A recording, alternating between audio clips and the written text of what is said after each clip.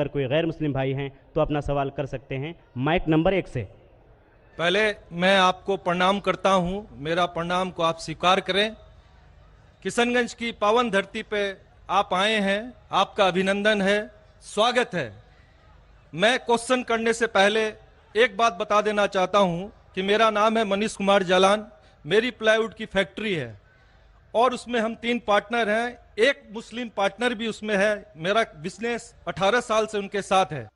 कभी धर्म के कारण कभी कोई कंट्रावर्सी हमारे बीच में नहीं आई है और भगवान के आशीर्वाद से मैं चाहता हूं कि आगे भी नहीं आएगा। मेरा प्रश्न आपसे है कि सनातन धर्म और इस्लाम में क्या समानता है, उसके बारे में मुझे थोड़ा सा क्लियरिफिकेशन। भाई साहब का सवाल है कि उसकी प्लाईवुड की फैक्ट्री है, 3 पार्टनर, एक पार्टनर मुसलमान है, कभी भी कंट्रोवर्सी नहीं है और इंशाल्लाह नहीं आएंगी। उनका सवाल है कि सनातन धर्म और इस्लाम में क्या यकसानियत है, वो जानना चाहते हैं। हिंदू मजहब की सबसे अहम किताब है वेदा। दयानंद सरस्वती ने सनातन धर्म को और आम किया और वो सही कहते हैं कि हमें मानना चाहिए वेद। वेद सबसे ऊंची किताब है। स्मृति और श्रुति, श्रुति मतलब जो भगवान की तरफ से, स्मृति मतलब जो इंसानों ने लिखी है। श्रुति में आता है वेद और उपनिषद। तो सनातन धर्म के मुताबिक और इस्लाम के मुताबिक भी आप देखेंगे दोनों में खुदा के बारे में, ईश्वर के बारे में, अल्लाह के बारे में जो लिखा है वो यकसा है। आप जब पढ़ेंगे छंदोग्य उपनिषद चैप्टर नंबर 6 सेक्शन नंबर 2 श्लोक नंबर 1 में लिखा हुआ है संस्कृत में, एकम एविदित्यम, खुदा एक है, भगवान एक है, दूसरा नहीं है। लिखा है स्वतः उपनिषद में चैप्टर नंबर 6 श्लोक नंबर 9 में, नाचस्य कसिज जनिता न चदीपा, कि उस ईश्वर का कोई रब नहीं, उस ईश्वर के कोई वालिदैन नहीं, उससे ऊंचा कोई नहीं, उसका कोई वालिदैन है, कोई वालदा है। लिखा है स्वतः उपनिषद में चैप्टर नंबर 4 वर्स नंबर 19 में, न तस्य प्रतिमा अस्ति, उस ईश्वर की कोई प्रतिमा नहीं। प्रतिमा संस्कृत लफ्ज है जिसके मानी अक्स, picture, painting, photograph, idol, statue, sculpture. तो लिखा है उस ईश्वर, उस भगवान की कोई प्रतिमा नहीं, कोई अक्स नहीं, कोई पिक्चर नहीं, कोई पेंटिंग नहीं, कोई पोर्ट्रेट नहीं, कोई आइडल नहीं, कोई स्कल्पचर नहीं, कोई स्टैच्यू नहीं। आगे जब आप पढ़ते हैं ये सारी चीजें कुरान में भी लिखी, मैं उसके ऊपर आऊंगा। ये है ईश्वर के बारे में जो लिखा गया है। उसी तरीके से अब आगे जब पढ़ेंगे यजुर्वेद चैप्टर नंबर 40 वर्ष नंबर 8 और 9 में, उसमें लिखा है अंधात्म प्रविशंति या असम्मुति उपास्ते। अंधात्म मीन्स अंधकार, प्रविशंति मतलब दाखिल होना, अंधात्म प्रविशंति या असम्मुति उपास्ते, वो अंधकार में दाखिल हो रहे हैं जो लोग असम्भूति की पूजा करते। असम्भूति मतलब नेचुरल थिंग्स लाइक हवा, पानी, आग, जो नेचुरल थिंग की पूजा करते हैं जैसे हवा, पानी, आग, वो अंधकार में दाखिल हो रहे।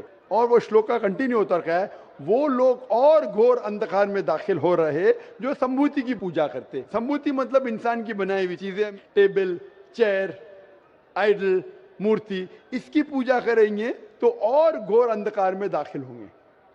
और लिखा है ऋग्वेद में जिल्द number 1 hymn number 164 verse number 46, एकम सत विप्र बहुधा विदांते, सत्य एक है, खुदा एक है, एकम सत विप्र बहुधा विदांते। लोग, विद्वान लोग उस ईश्वर को कई अलग नाम से पुकारते हैं, ईश्वर को कई अलग नाम से पुकारते। यही चीज लिखा है कुरान में जो मैंने जिक्र किया हूं, सूरह इसरा में सूरह नंबर 17 आयत नंबर 110, कुलिदुल्लाह विदुर्रहमान अयमतदु फलाल उस्मान हसना, चाहे कहो अल्लाह या रहमान, उसे अच्छे नाम से पुकारो क्योंकि अल्लाह के सारे अच्छे नाम हैं। लेकिन ऐसी कई मिसाल दी गई। ऋग्वेद आप पढ़ेंगे, ऋग्वेद जिल्द नंबर 2 चैप्टर नंबर 1 श्लोक नंबर 3 में पढ़ेंगे, उसमें एक एट्रीब्यूट दिया गया है ब्रह्मा। ब्रह्मा कहते हैं बनाने वाले खुदा को, ब्रह्मा कहते बनाने वाले खुदा को। हमें कोई एतराज नहीं अगर कोई कहता है कि ईश्वर बनाने वाला है, उसका तर्जुमा करते अरबी में हो जाता है खालिक, हमें कोई एतराज नहीं। लेकिन अगर कोई कहता है कि ईश्वर वो ब्रह्मा है जिसके 4 सिर है, हर सिर पे मुकुट है, तो हम मुसलमान उस पर एतराज करते हैं क्योंकि आप भगवान को अक्स दे रहे और आप Yajurveda chapter number 32 shloka number 3 के खिलाफ जा रहे। ना तस्य प्रतिमा अस्ति, उस ईश्वर की कोई प्रतिमा नहीं। आपने प्रतिमा दिया तो गलत किया। इसी तरीके से आगे आप पढ़ेंगे, लिखा हुआ है ऋग्वेद में किताब नंबर 6 हिम नंबर 46 श्लोक नंबर 16 में, या एक मुश्ती ही, भगवान एक ही है, सिर्फ उसकी तारीफ करो। और ब्रह्म सूत्र हिंदुइज्म का है, एक कम ब्राह्म द्योत्या नास्ते नैना नास्ति किंचन, भगवान एक ही है, दूसरा नहीं है, नहीं है, नहीं है, जरा भी नहीं है, सिर्फ एक खुदा है, उसके अलावा कोई नहीं है। अगर कोई मुसलमान से पूछेंगे कि सबसे बेहतरीन क्या डेफिनेशन है खुदा की, अल्लाह की, वो जवाब आपको देगा सूरह इखलास सूरा नंबर 112 आयत नंबर 1 से 4, जिसमें लिखा है कुल हुवल्लाहु अहद, कहो कि अल्लाह एक है, अल्लाह समद, अल्लाह जो बेनियाज है, लम यलिद वलम यूलद, ना वो किसी को जना है ना किसी से जना है, वलम यकुल लहू कुफुवन अहद, उसके जैसा कोई नहीं है। ये 4 लाइन का डेफिनेशन है कुरान मजीद में सूरह इखलास सूरा नंबर 112, जिसमें अल्लाह ताला फरमाते कुल हुवल्लाहु अहद, कहो कि अल्लाह एक है, अल्लाह समद, अल्लाह जो बेनियाज है, लम यलिद वलम यूलद, ना वो किसी को जनता है ना किसी से जना है, वलम यकुल लहू कुफुवन अहद, उसके जैसा कोई नहीं।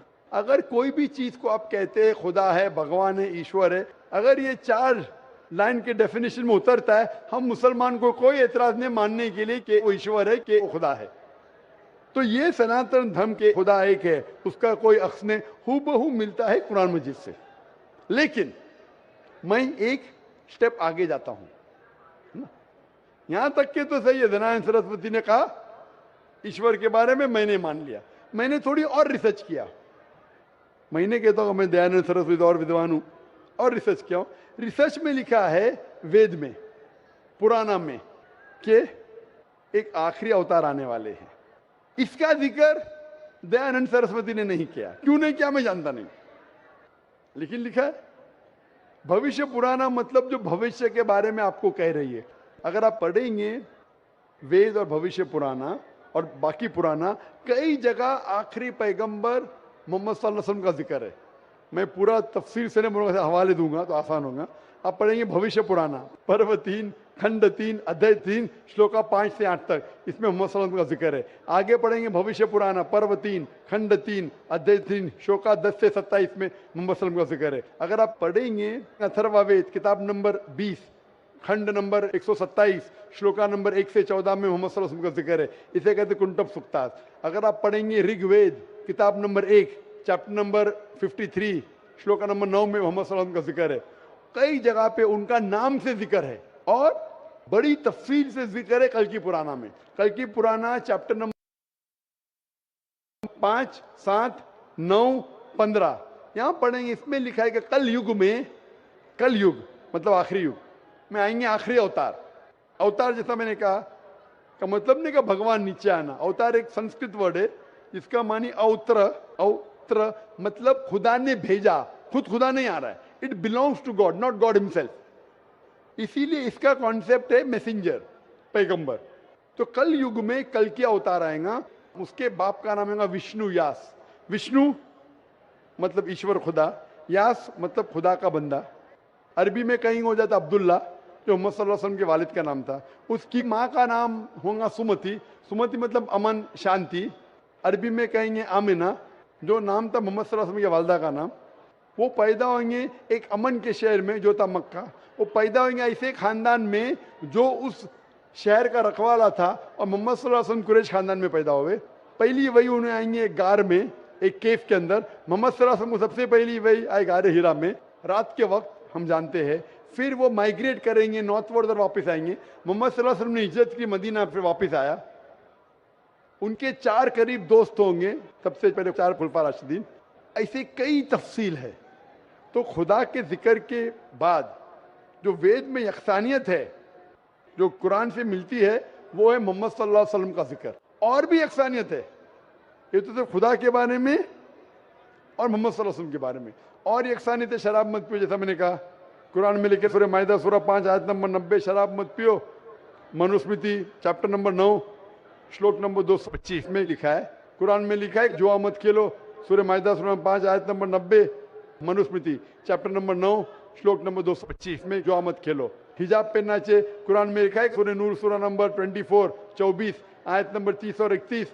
ऋग्वेद में लिखा है जिल्द नंबर 8 में। इस तरीके से कई यकसान है। सबसे अहम 2 यकसानियत है पुनर्जन्म, वेद में कुरान में।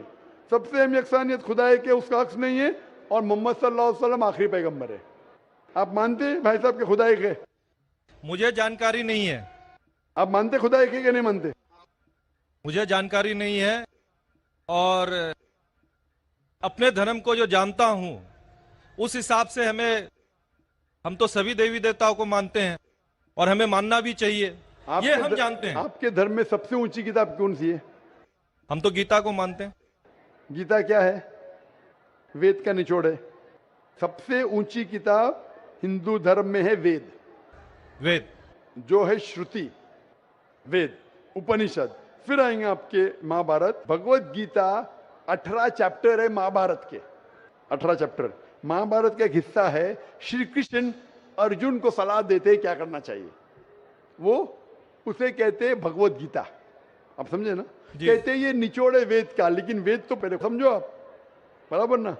तो वेद में जब लिखा है इतना खास तौर के भगवान एक है, तो आप क्यों इतने देवी देवता में मानते नहीं? ये तो आपको तहकीक करना पड़ेगा ना। तो मैं जो कह रहा हूं उसे लिखिए, या ऑलरेडी अवेलेबल है किताब में, किताब जाइए पढ़िए, वेद पढ़िए। ये जाकिर मुंबई से आया बेगम बाकी तो नहीं कर रहा है, हवाला दे रहा है इधर से उधर, मैं भी फेंक रहा है। नहीं नहीं हो सकता है ना फेंक रहा हूं। नहीं, आप जितनी बात को बोल रहे हैं पीस टीवी में भी देखता हूँ। देखते माशाल्लाह। हाँ, तो अब आप वेद के बारे में बोले हैं और बताए हैं, आपका चैप्टर नंबर और पन्ना नंबर तो मेरे दिमाग में आया नहीं कि ठीक है बोल रहे हैं तो कुछ होगा उसमें, कुछ ना कुछ तो होगा, कुछ तो कुछ होगा। कुछ ना कुछ होके छोड़िए, मत तहकीक कीजिए। नहीं, क्या अब गलत या करूंगा। सही? अब नहीं, करेंगे। अब करेंगे। कितने दिन में कंप्लीट करेंगे? एक हफ्ते में कर लूंगा, कोई बड़ी बात हाँ, थोड़ी। एक हफ्ते में मैं आपके पार्टनर से पूछूंगा। आपने बोला अब तक कंट्रोवर्सी नहीं हुई। मेरा पार्टनर कंट्रोवर्सी होना जरूरी नहीं है। आप उसको अच्छाई की तरफ लेके आओ, वो आपको अच्छाई की तरफ लेके आएगा। कंट्रोवर्सी नहीं करना। अगर आदमी बोला 2 जमा 2 5, अरे जान दे यार, मेरा पार्टनर मुझे ज्यादा पैसा दे रहा है, 5 रुपया दे रहा है, 2 जमा 2 5, गलत है ये। गलत है तो बोलना चाहिए। कंट्रोवर्सी नहीं होना अच्छी बात नहीं, कंट्रोवर्सी होके सच्ची राह पे लेके आना अच्छी बात है। आप समझ रहे नहीं? तो आपके पार्टनर से कहो, इतने 18 साल से आपके पार्टनरशिप किए, अभी आप एक हफ्ते में तहकीक करेंगे जाकिर क्या बोलता है, और पार्टनर से डिस्कस करो, बराबर ना? आप ठीक बोल रहे हैं। मेरे पार्टनर का नाम भी मैं बताना चाहूंगा। बता दो। सैयद मजरुल हसन साहब नाम है उनका। सैयद मजरुल हसन साहब तो लाखों लोग सुन लिए ना। हाँ, तो सैयद मजरुल हसन साहब को और हमारे से 15 साल बड़े भी हैं, मेरे से 15 साल बड़े भी हैं। हाँ। हमारी डिस्कस होती है, सब चैप्टर पर डिस्कस होती है।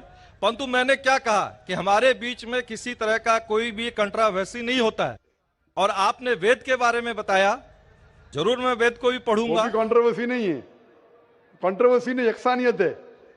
आज कुछ आपसे लेके जा रहा हूं, मैं देखे नहीं जा रहा हूं, मैं आपसे लेके जा रहा हूं। मेरे मन में जिज्ञासा थी, मैं आपसे क्वेश्चन किया, आपने मेरे क्वेश्चन का जवाब दिया, इसके लिए मैं धन्य हूं। और मैं अपने जो आप वेद के बारे में बोले, मैं जरूर उसको पढ़ूंगा और 7 दिन में ही पढ़ूंगा इंशाअल्लाह। आप पढ़िए, तहकीक कीजिए, लेके जा रहे। अगर आप कबूल करेंगे तो मुझे देके भी जाएंगे सवाब इंशाअल्लाह। मेरा प्रणाम को फिर स्वीकार करें आप।